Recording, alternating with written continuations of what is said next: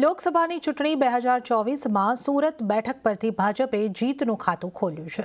સુરત બેઠક પર ગઈકાલે કોંગ્રેસના ઉમેદવાર નિલેશ કુંભાણીનું ફોર્મ રદ થયા બાદ આજે ફોર્મ પરત ખેંચવાનો છેલ્લો દિવસ હતો, ત્યારે બાકી રહેલા 7 ઉમેદવારોએ ફોર્મ પરત ખેંચતા બેઠક બિનહરીફ જાહેર કરવામાં આવી છે।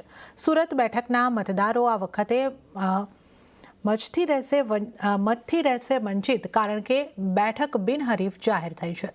ભાજપે જીત બાદ કહ્યું કે ચૂંટણી પ્રચંડ વિજય ગાથાનો સુરતથી શુભારંભ થયો છે, જ્યારે પ્રદેશ અધ્યક્ષ CR પાટીલે ટ્વીટ કરીને કહ્યું કે PM મોદીને સુરતે પ્રથમ કમળ અર્પણ કર્યું છે।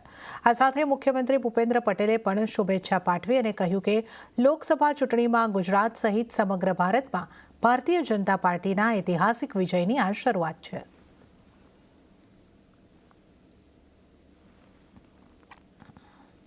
તો BSPએ બીજેપીના આ કાવતરાને લોકશાહીની હત્યા ગણાવી।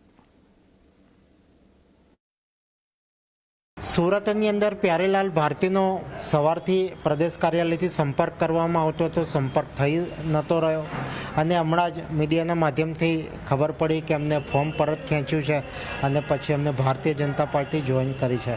પરંતુ જે રીતે વર્તમાનની ભારતીય જનતા પાર્ટીના જે ઉમેદવારોને ત્યાં બિનહરીફ જીતાડવા માટે જે રીતે એમને પ્રેશર બનાવ્યું એને આપણે સૌ જોઈએ છે, બધા જ જાણે છે કે આ શું ચાલી રહ્યું છે। તો આ લોકશાહીની હત્યા છે અને આને કોઈ પણ રીતે ચલાવી ના લેવાય। હું ગુજરાતની જનતાને અપીલ કરું છું કે આ વખતે 7 મે જનવિરોધી જે ભારતીય જનતા પાર્ટીની નીતિઓ છે એમના વિરોધમાં બહુજન સમાજ પાર્ટીના ઉમેદવારોને વિજય બનાવશે। સુરત કોંગ્રેસ ઉમેદવારનું ફોર્મ રદ થવાના મામલે પ્રદેશ કોંગ્રેસે હાઈકમાન્ડને રિપોર્ટ સોંપ્યો છે અને હવે કોંગ્રેસ આ બાબતે ચૂંટણી પંચને પણ ફરિયાદ કરશે। કોંગ્રેસ આ માટે ભાજપ પર મોટો આરોપ લગાવ્યો છે કે ભાજપના આગેવાનોએ ફોર્મ રદ કરાવ્યું છે। ગઈકાલે વાત હતી કે અર્જુનભાઈ અને હાર્દિકે આખું ઓપરેશન પાર પાડ્યાની વાત હતી। હવે નવી વાત આવી છે કે કોંગ્રેસને મુખ્ય AICCમાં ફરિયાદ કરવામાં આવી છે નિલેશ કુંભાણી વિરુદ્ધ। શું છે મામલો, કયા પ્રકારની ફરિયાદ છે અને કયા પ્રકારની કાર્યવાહી?